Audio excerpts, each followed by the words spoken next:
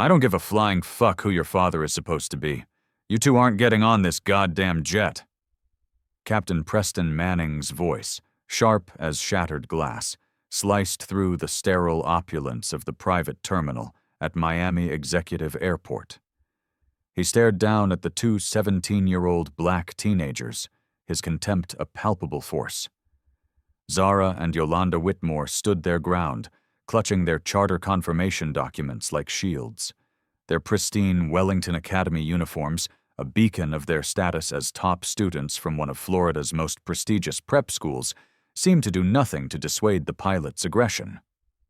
Around them, in the plush leather chairs of the luxury lounge, other clients exchanged smug, knowing glances. Just another couple of entitled little shits trying to scam their way onto a private jet they couldn't possibly afford. It was a tired, ugly narrative they'd seen before. But then, something shifted. Something extraordinary happened. The flicker of uncertainty in Zara's eyes vanished, extinguished by a sudden cold fire. Her shoulders, which had been slumped in bewildered frustration, squared with resolve. When she lifted her phone, her gaze locking directly onto Captain Manning's, the simmering fury in her dark eyes made his condescending smirk freeze and shatter on his face. "We're calling our father," she said, her voice stripped of its earlier pleading tone. It was calm. It was controlled. And it was absolutely fucking terrifying. A dead silence crashed down upon the private terminal. Preston's hand, which had been gesturing dismissively, froze mid-air. The smirking clients suddenly looked profoundly uncomfortable, a wave of collective dread washing over them as they realized they had treated the absolute wrong goddamn family with their casual country club prejudice. The airport's private aviation terminal buzzed with its usual controlled elegance on this crisp Tuesday morning in October. Skyline Executive Aviation's charter flight SE4471 to Boston was scheduled to depart in 2 hours, which should have been more than enough time for the identical twins to navigate what they expected to be a routine boarding process for their crucial college tour. Zara and Yolanda Whitmore had been meticulously planning this journey for months. At 17, they were the crown jewels of Wellington Academy. Zara boasted a flawless 4.0 GPA and had already secured early admission to Harvard's pre-law program. Yolanda, a math and finance prodigy, had perfect SAT scores and was weighing scholarship offers from Yale's fiercely competitive business school. Their father, Victor Whitmore, had finally acquiesced to their requests and chartered a private jet for their back-to-back college interviews, a monumental milestone that symbolized trust, burgeoning independence, and the first real steps into their adult lives. What made this trip uniquely special was that it marked the first time Victor had empowered his daughters to handle the entire charter arrangement themselves. He gave them access to the family's corporate account, but stipulated they manage all the logistics independently. The charter had been booked a week prior through Skyline Executive's premium portal, with the full payment processed instantly and a detailed confirmation received within hours. The twins approached the Skyline Executive Aviation check-in counter, armed with the quiet, unshakable confidence that comes from an impeccable upbringing and entirely legitimate business. Their charter confirmation, printed with precision at home, clearly detailed their 11:12 a.m. departure for Boston Logan International Airport, with a return scheduled for Thursday evening. Their Wellington Academy student IDs were pristine, their barely contained excitement simmering just beneath their composed exteriors. Kyle Morrison looked up from his computer terminal with the practiced, almost bored efficiency of a man who processed thousands of high-net-worth clients a year. But when his gaze settled on the two young black women standing before him, something vile and ugly shifted in his demeanor. The professional smile became a strained, artificial grimace. The welcoming tone he'd used with the white businessman who had just boarded a similar Gulfstream G650 evaporated, replaced by a cautious, dismissive chill. "Charter confirmation and identification," he said, his voice clipped and notably cooler. Zara, unfazed, placed their documents on the polished marble counter with careful precision. "Good morning. We're checking in for the Boston charter, departing at 11. Kyle picked up their charter confirmation, his eyebrows arching theatrically as he examined the Gulfstream G650 assignment and the premium service package. He turned the documents over, held them up to the light, and scrutinized them with a level of suspicion typically reserved for counterfeit currency. "These don't look right," he announced, his voice just loud enough for the other clients in the lounge to overhear and turn their heads. "Where did you get this charter confirmation?" Yolanda's jaw tightened, a muscle twitching in her cheek, but her voice remained unnervingly steady. "Our father arranged the charter directly through Skyline Executive's website.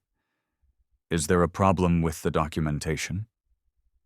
Kyle's lips pressed into a thin, bloodless line as he continued to perform his charade of examining papers that were clearly legitimate and professionally printed. "I'll need to verify this in the system. Wait here." He vanished into a back office, taking their documents and their dignity with him. The twins were left standing at the counter for nearly 20 agonizing minutes, while a parade of white clients was processed efficiently, almost obsequiously, around them. They could feel the stares burning into their backs, hear the venomous whispers, and sense the toxic assumptions being made about two black teenagers with a private jet charter that cost more than most people's annual salaries. The delay was excruciating, a public humiliation orchestrated with brutal precision. Zara compulsively checked her phone, the minutes ticking away like a time bomb. Their tight schedule was unforgiving. Their first college interview was at 3:00 p.m. at Harvard, followed by a critical dinner meeting with administrators from Yale. Missing this charter would incinerate opportunities they had bled for, worked years to earn. When Kyle finally reappeared, he slapped a new set of documents on the counter with an air of false authority, and barely concealed triumphant satisfaction. "There was a problem in the system," he announced, projecting his voice for the benefit of the watching crowd. "This charter has been canceled due to payment processing issues." What happened next would irrevocably shatter everything the twins thought they knew about private aviation and the supposed sanctuary of wealth. Zara stared at the cancellation notice, a storm of confusion and alarm brewing inside her. The document looked official enough, but the entire situation reeked of something fundamentally, maliciously wrong. "But this shows the charter was arranged and confirmed a week ago," she protested, pulling out her phone to access their confirmation email. "My father has the booking receipt showing the full payment was processed successfully. This is bullshit." Kyle leaned forward, his voice dropping to a low, hostile growl that made nearby clients turn to stare with morbid curiosity. "Listen, I don't know what kind of fucking game you two are trying to play here, but certain people need to understand that private aviation isn't for everyone. You should be grateful commercial airlines exist for people in your situation." The phrase, "certain people," hung in the air like poison gas. There was no mistaking his meaning. The racial undertones were as subtle as a fucking sledgehammer to the face and crystal clear to everyone within earshot. Yolanda's hands clenched into fists at her sides, her entire body tensing with a righteous, white-hot fury. But Zara, ever the strategist, placed a restraining hand on her sister's arm. They had been drilled by their parents and their Wellington counselors that visible anger from young black women was too often twisted and weaponized against them, used as justification for even worse treatment.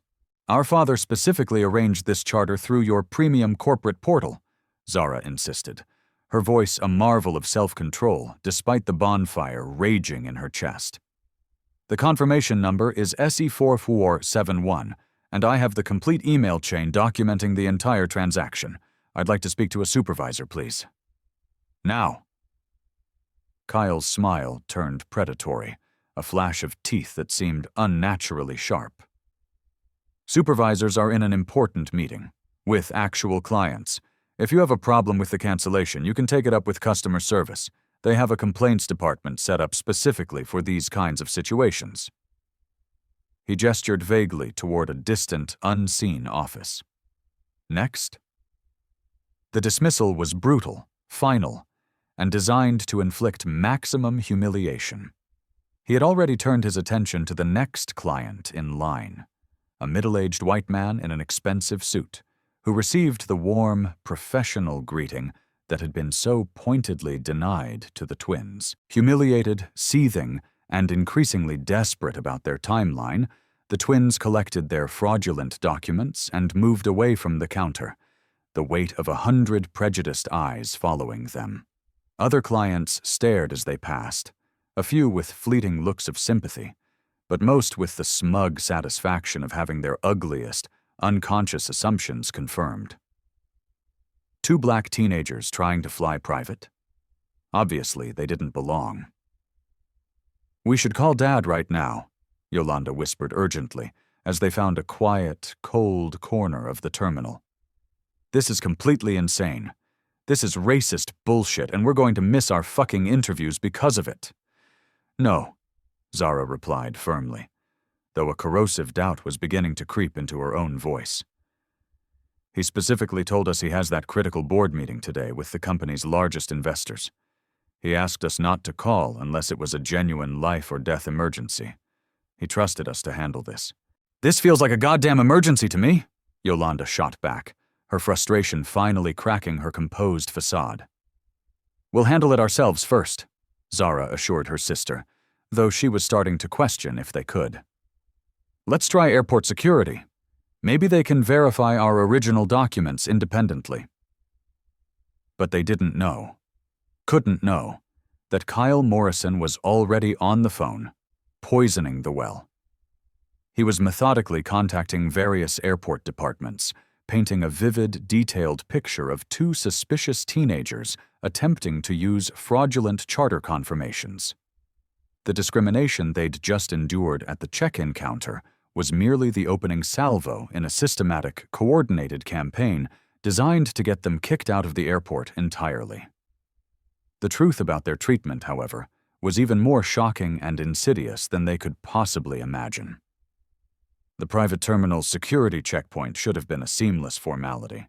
Zara and Yolanda had flown countless times, understood the protocols, and had packed their belongings with meticulous care to avoid any possible complications. But as they approached the screening area, holding their now invalidated charter documents, they immediately sensed a deeply unsettling shift in the atmosphere. White clients sailed through the checkpoint with professional courtesy and minimal interaction, while travelers of color were, with alarming frequency, being pulled aside. "Random selection for enhanced security screening," announced Agent Parker Mitchell, a man whose eyes had tracked the twins with predatory focus from the moment they entered the security area. There was absolutely nothing random about it. His voice carried the unassailable authority of someone who had made these kinds of racially motivated decisions hundreds, if not thousands, of times before. The twins were directed to a separate screening lane, a glass and steel cage that physically isolated them from the main flow of clients. Here, they were subjected to a completely different, humiliating level of scrutiny. Their carefully packed belongings were unceremoniously dumped onto cold stainless steel tables. Agent Mitchell's hands were deliberately rough as he rifled through their personal items, pawing through their electronics and documents with an exaggerated performative suspicion. "What's this device?" Mitchell demanded, holding up Zara's laptop as if it were a bomb, not the standard issue equipment of an ambitious student. "It's a laptop for school," Zara replied, fighting to keep her voice steady and professional. "I need it for my college interviews and to access my academic records." Mitchell, with no legal authority whatsoever, opened the device and began scrolling through her private files. "A lot of legal documents and academic papers on here," he sneered, his tone dripping with accusation. "You some kind of activist, a troublemaker?" The question was a loaded piece of shit, dripping with racial profiling. Zara's Legal documents were research papers for her AP government class, scholarship application essays, and college prep materials, the completely normal digital footprint of a high-achieving student. "I'm interested in pursuing law as a career," Zara answered carefully, fully aware that any display of indignation would be used as a weapon against her. "Those are school assignments and application materials." Mitchell's expression was a mask of disbelief. He spent another 15 minutes ostentatiously examining every file, every document, every piece of software on her computer, creating a public spectacle that drew stares and whispered comments from the other clients. When he discovered Yolanda's prescription allergy medication in her carry-on, he held up the clearly labeled pharmacy bottle as if he'd unearthed a brick of cocaine. "What are these pills?" he demanded, his voice booming across the security area. "Cetirizine," Yolanda explained, her voice tight with a patience that was worn dangerously thin. "For seasonal allergies. The prescription information is clearly printed on the fucking bottle, including my name, the prescribing doctor, and the pharmacy that filled it." But Mitchell was already grandstanding, calling for his supervisor, manufacturing unnecessary drama and public embarrassment over a completely legal, clearly prescribed medication. The enhanced pat-down that followed was invasive, humiliating, and deliberately excessive. The female agent's hands lingered inappropriately, her search far more intrusive than anything remotely justifiable by security concerns. Their loud commentary about the twins' belongings and appearance was a calculated performance designed to intimidate and shame them into submission.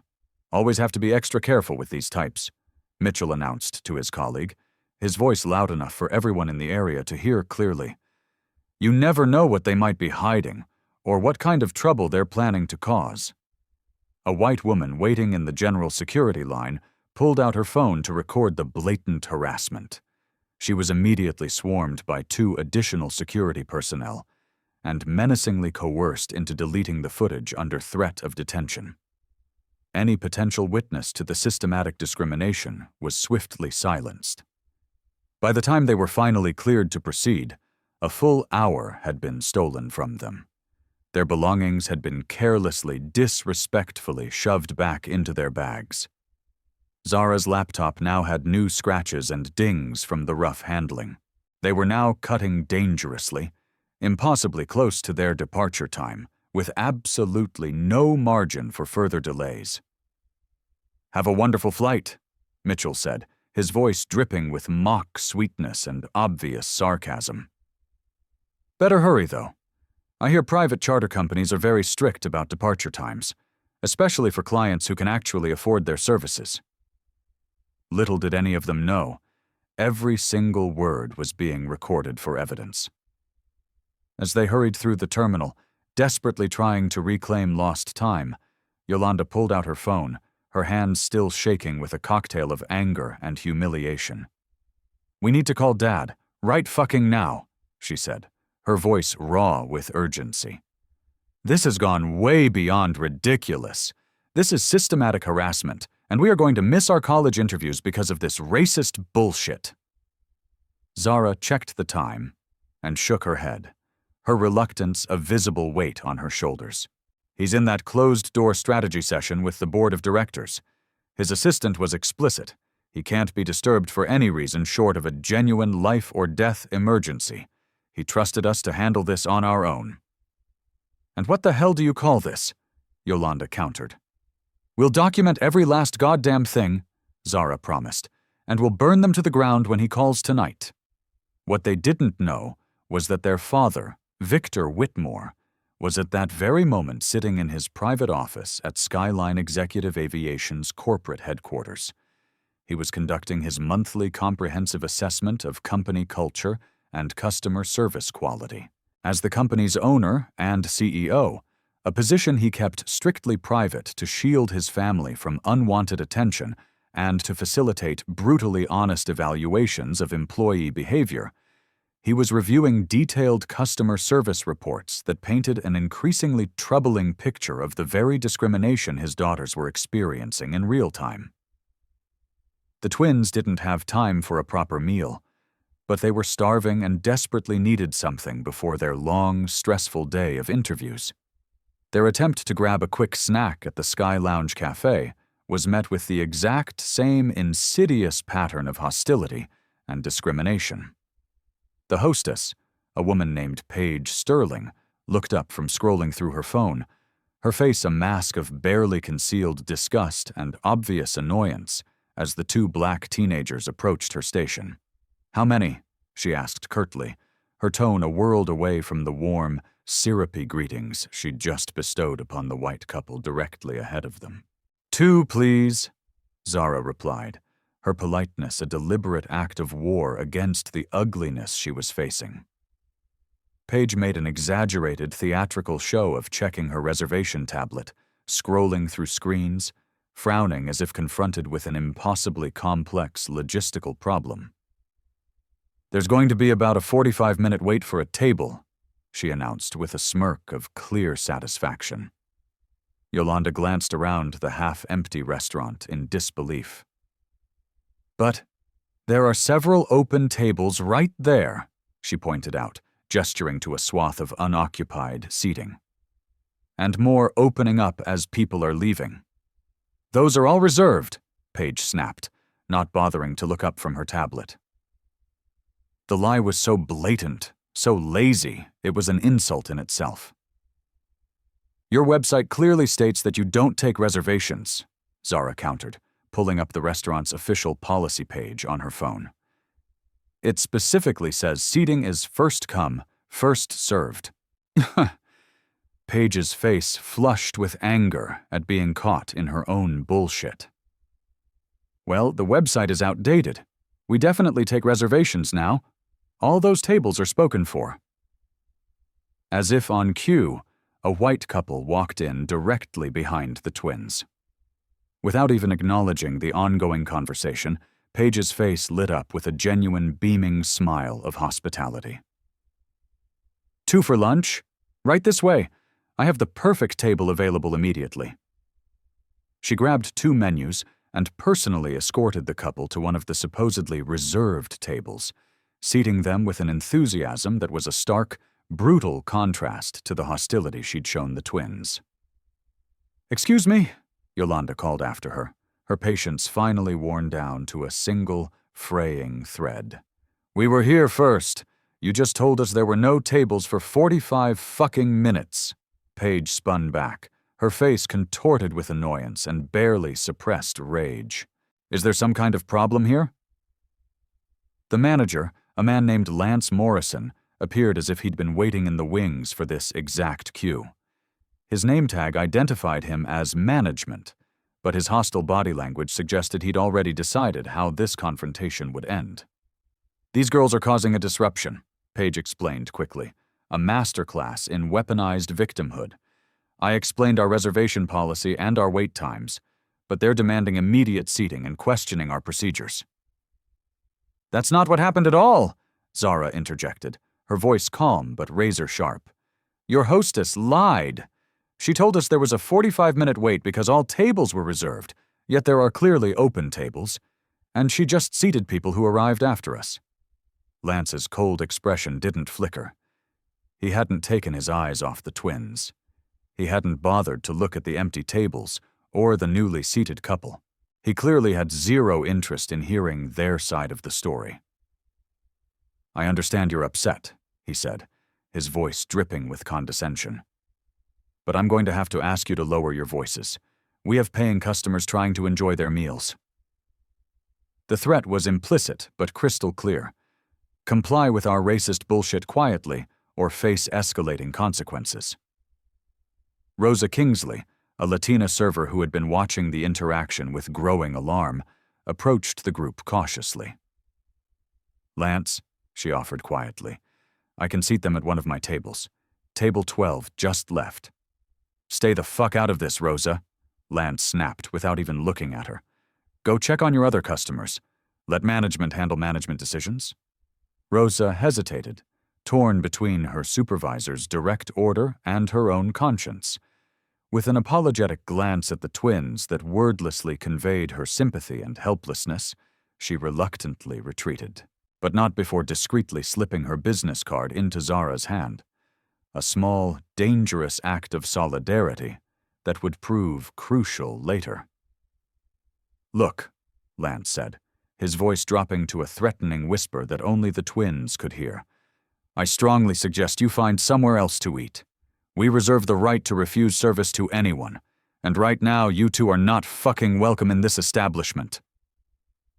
The message was unmistakable and brutally clear.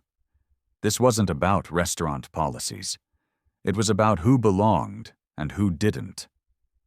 What they didn't know was that one single phone call was about to ground every goddamn aircraft in the Skyline executive fleet.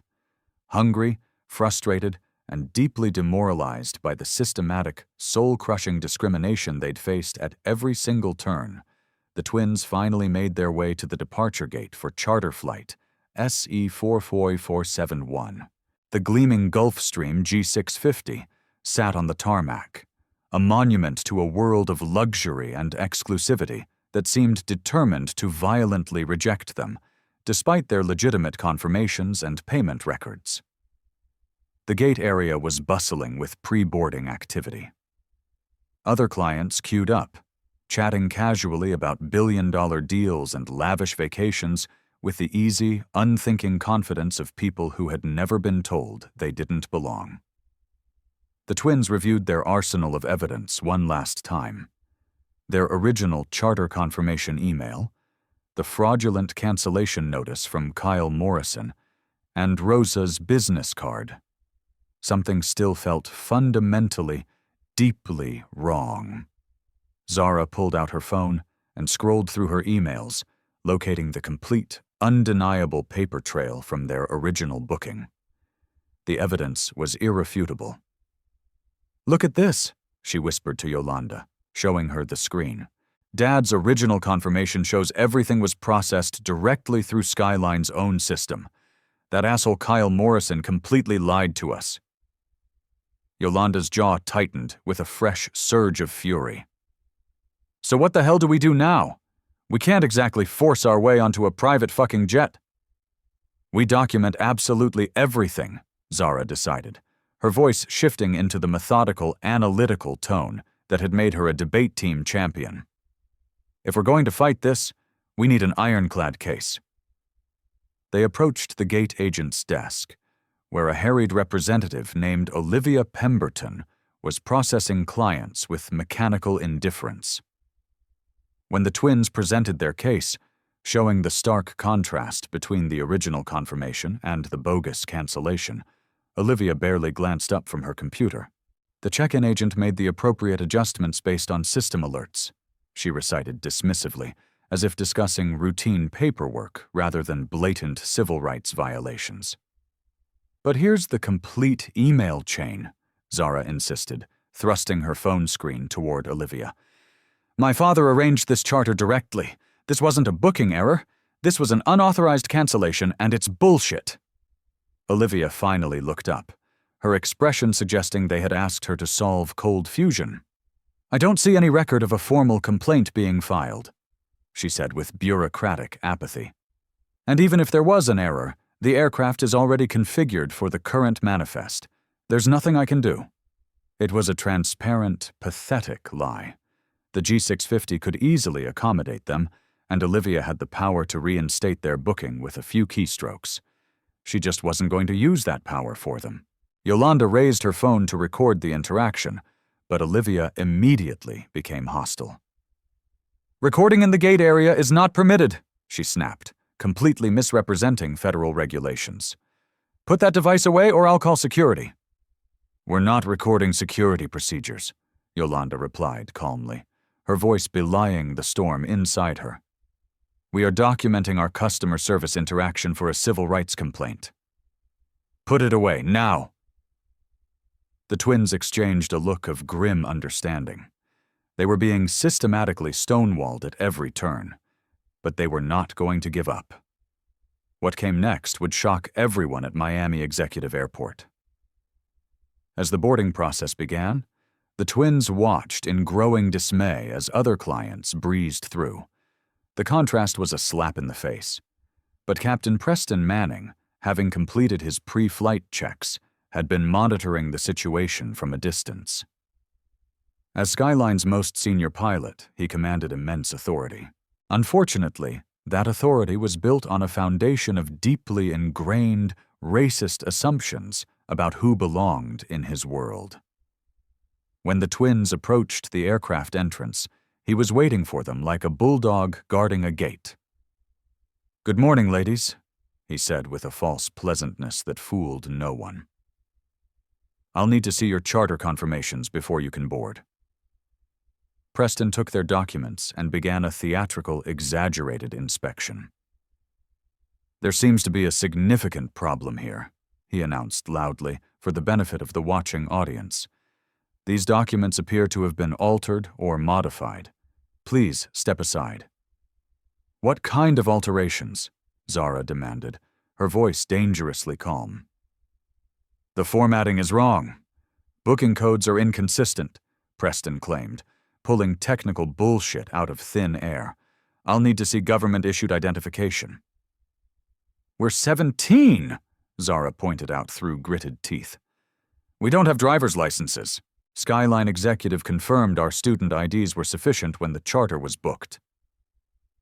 Preston reached for his radio with a flair of self-important drama.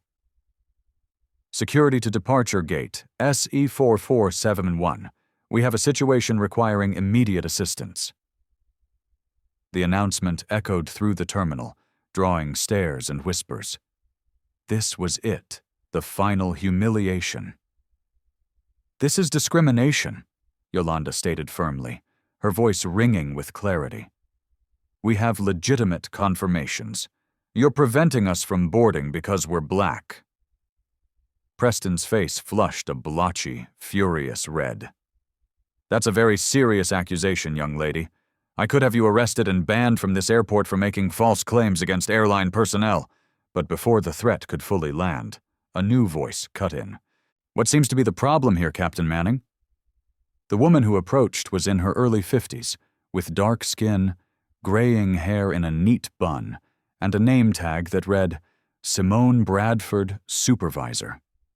For a split second, the twins felt a surge of hope. Surely another black woman would see exactly what was happening and intervene. They couldn't have been more catastrophically, heartbreakingly wrong. Simone Bradford had spent 15 grueling years clawing her way up the corporate ladder at Skyline. She'd learned that survival meant never making waves, never challenging the status quo, and god damn it, never ever taking the side of clients who cried discrimination. She had become exactly what the company wanted, a black face in management, providing perfect cover for policies and practices that disproportionately screwed over people who looked just like her. "These two are claiming their documents are legitimate," Captain Manning explained, painting them as hysterical and unreasonable. "They're making wild accusations of discrimination when I'm just following standard security protocols." Simone examined their documents with the same hostile suspicion her white colleagues had shown. "Is there some specific reason you can't follow our procedures like every other client?" she asked, her tone sharp with contempt. The betrayal hit like a fucking fist to the gut.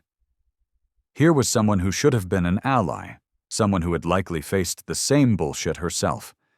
Instead, she was an active, willing participant in the system that oppressed them all. "We have been following your procedures," Zara replied, her voice dangerously quiet. "We've been illegally searched, had our charter canceled without justification, and now we're being accused of fraud. And you have the goddamn nerve to ask us what the problem is?" Simone's expression hardened into a mask of pure ice.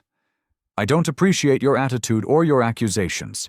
If you continue making unfounded claims, I will deny you boarding and have you removed from the premises." The threat was unmistakable. Shut the fuck up and take it or face arrest. Zara looked at her sister, seeing her own exhaustion and despair mirrored in Yolanda's eyes. They were beaten. "Fine," Zara whispered. "We understand." But as Captain Manning made a final show of examining their documents, and they prepared to accept defeat, they were both secretly documenting everything on their phones. They might have lost this battle, but they were not going to lose the war. What they didn't know was that one final devastating humiliation awaited them before they could even think about reaching their seats. What followed would obliterate the careers of every single person involved. The jet bridge stretched ahead like a final, suffocating gauntlet, and at its end stood the last obstacle. Logan Cartwright, Skyline Executive's onboard services coordinator, a man who guarded the aircraft entrance with the lazy authority of someone who had spent years making snap judgments based on appearance. As most passengers flowed past him with a quick nod, Logan's demeanor shifted into the now familiar pattern of suspicion the second he saw Zara and Yolanda. "Hold on there," he said, physically stepping into their path, blocking the entrance. "I need to double-check something." He took their confirmations, making an elaborate show of comparing them to a printed manifest, stalling, creating another public, embarrassing scene. "These seats were supposed to be assigned to other clients," Logan announced loudly. "There seems to be some major confusion here." Zara's patience, which had been stretched, abused, and systematically shredded for hours, finally fucking snapped. "There is no confusion whatsoever," she said, her voice no longer quiet, but filled with a cold, righteous fury. "This is the charter we arranged after our original booking was illegally canceled. We have been harassed, delayed, and discriminated against at every goddamn step of this process, and we are not going to accept one more lie or one more bullshit excuse." The words hung in the air, a direct challenge to the entire corrupt system. Logan's face flushed with a venomous rage.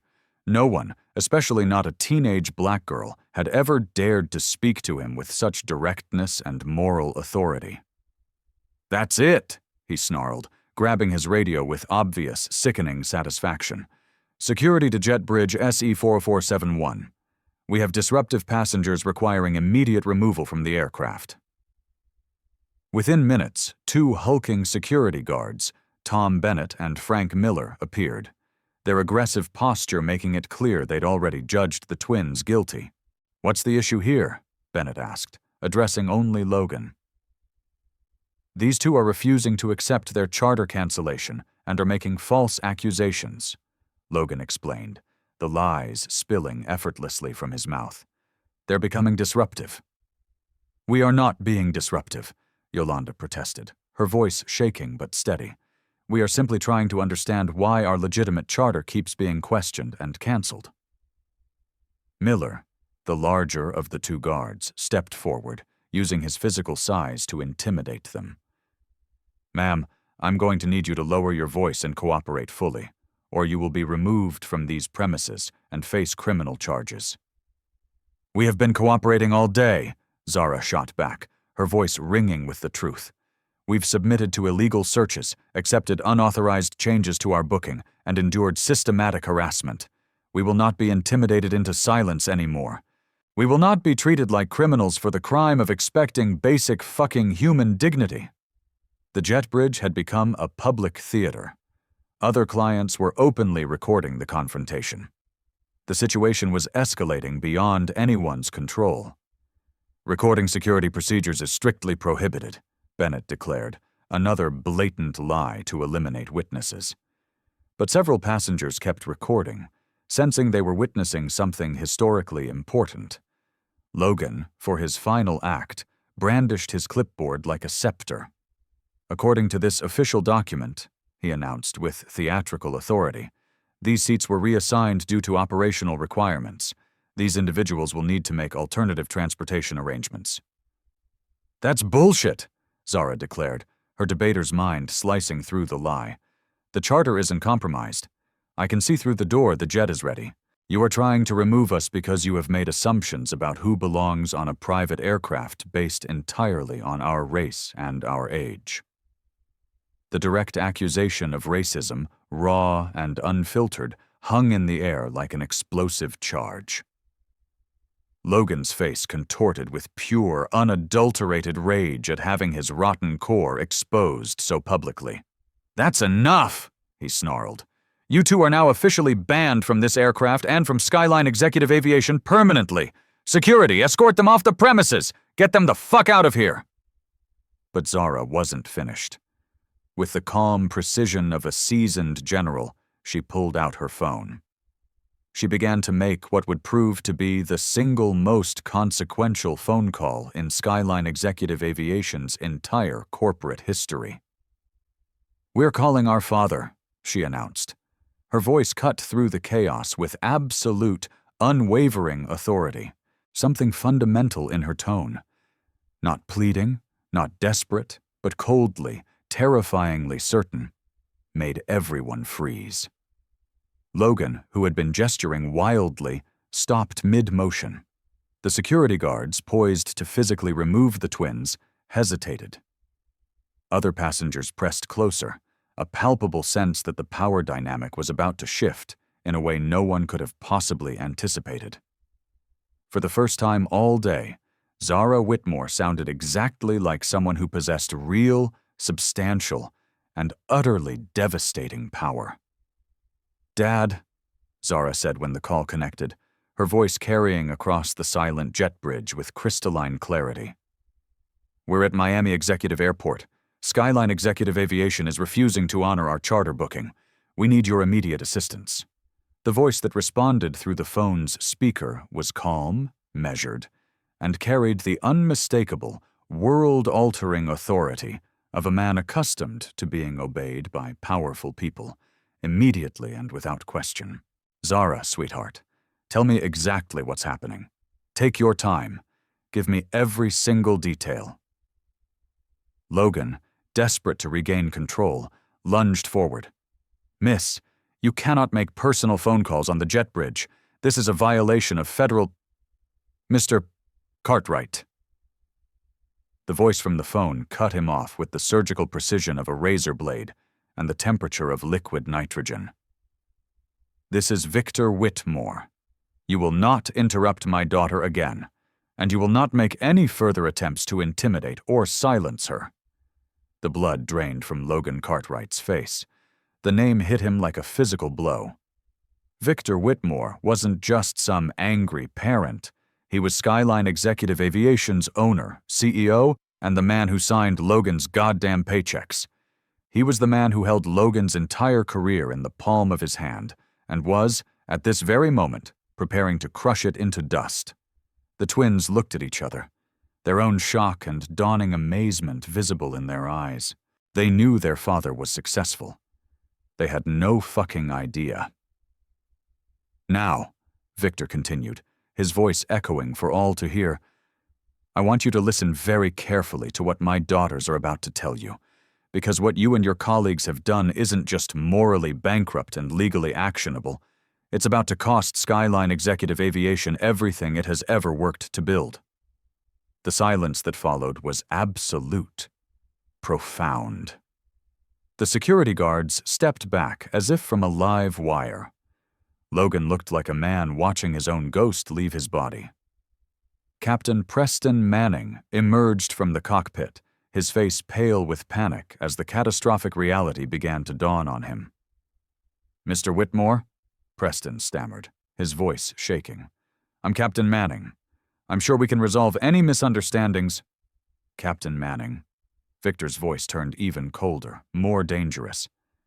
"There have been no misunderstandings.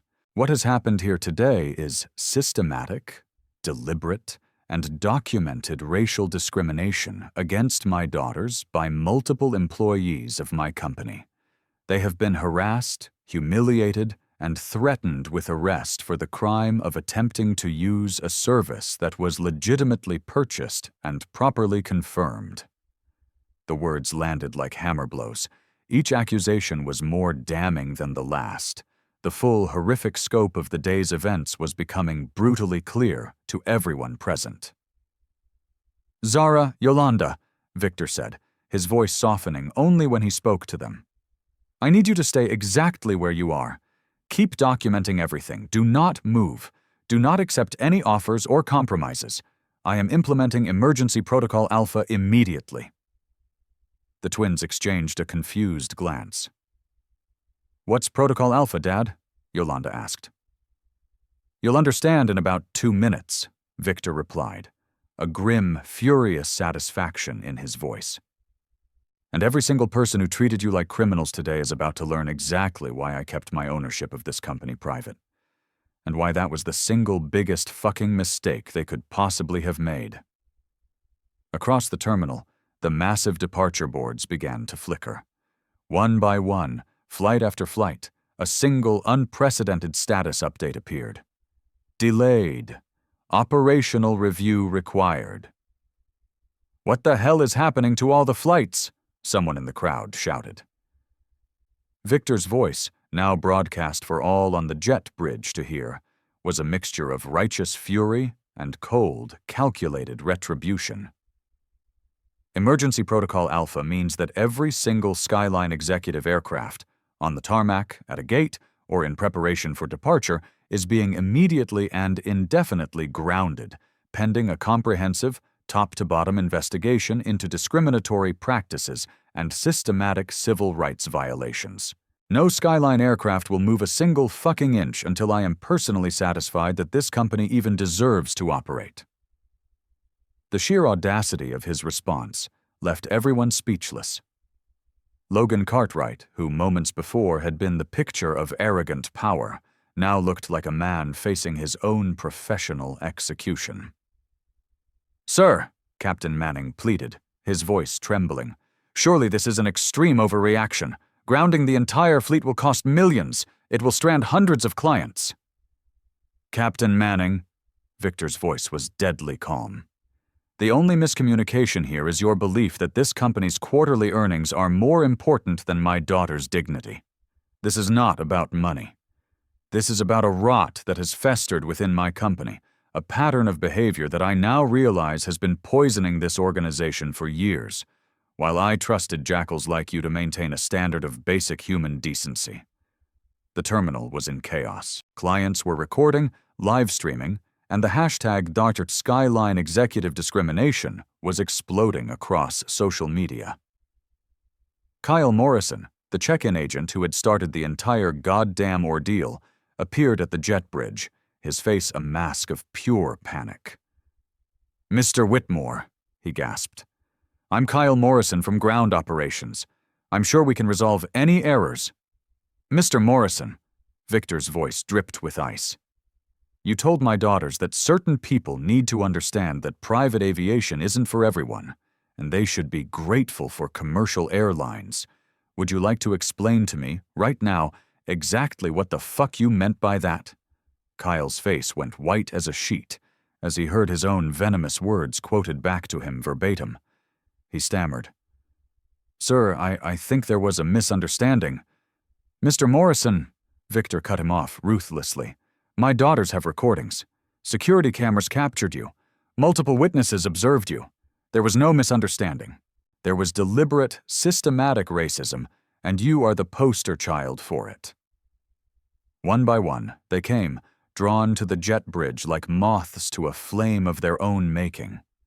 Parker Mitchell, the security agent, babbling about standard protocols. Paige Sterling and Lance Morrison from the cafe, stammering about service issues. Victor dismantled each of them with cold, brutal precision, quoting their actions and their words, laying bare the ugly, coordinated pattern of discrimination for all to see. "Furthermore," Victor continued, his voice ringing with a terrible finality, "I have spent the last 2 hours reviewing security footage, service records, and employee communications. And what I've discovered is that this vile treatment of my daughters was not an aberration. It was entirely consistent with how this company has been treating minority customers for years. While I sat in my office and trusted you bastards to run things." The words hit like a nuclear explosion. This wasn't just about his daughters. He was admitting his own failure. He was exposing a corrupt corporate culture that he, unknowingly, had allowed to flourish. The crisis he had unleashed wasn't just a punishment, it was a purification by fire. Within hours, Miami Executive Airport was the epicenter of a national firestorm. News crews, civil rights lawyers, and federal investigators swarmed the facility. The twins, still standing on the jet bridge, became the calm center of a hurricane of justice, their phones now crucial caches of evidence.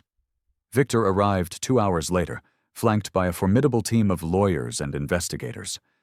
When he walked into the terminal and embraced his daughters, the man who had just paralyzed an entire aviation company to defend their honor was just a father, fierce and protective. "You didn't cause any crisis," he told them, holding them tightly. "You exposed one. The crisis was already here. You just had the courage to force us all to look at it. I am so fucking proud of you." The investigation was swift and devastating.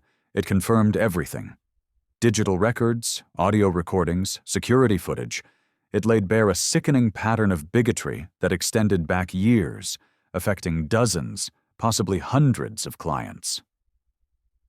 Our review has uncovered a documented pattern affecting at least 73 customers over the past 3 years, the lead investigator reported to Victor. Minority clients were routinely subjected to extra scrutiny, questioned about their ability to afford our services, and in numerous cases, denied service entirely. The consequences were decisive. Kyle Morrison, Parker Mitchell, Preston Manning, Lance Morrison, Paige Sterling, Logan Cartwright, all were fired and faced potential civil suits. But the most painful hearing was Simone Bradford's. "I worked incredibly hard to get where I am," she said, her voice cracking. "I always tried to maintain professional standards." "Ms. Bradford," Victor replied, his voice heavy with sadness. "You didn't maintain standards. You upheld a discriminatory system. Instead of using your authority to protect people who looked like you, you became complicit in their humiliation to protect your own position. You sold your soul for a goddamn promotion." But Victor's response went far beyond firings. 6 months later, Skyline Executive Aviation was unrecognizable. The transformation was painful, expensive, and absolutely necessary. He created an Accountability and Justice Council, a diverse group tasked with redesigning the company from the ground up. In a shocking move, he included some of the fired employees in the council, forcing them to confront the human impact of their actions. Kyle Morrison, after months of intensive workshops and listening to victim testimonials, broke down.